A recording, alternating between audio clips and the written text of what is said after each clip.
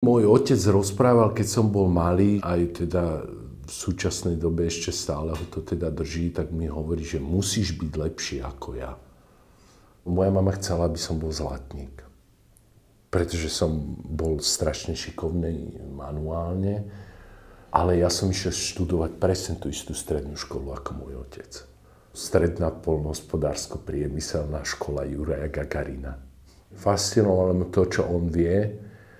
A keď som prišiel na tú strednú školu, tak som prišiel na to, že drvivú väčšinu ma už v živote on naučil.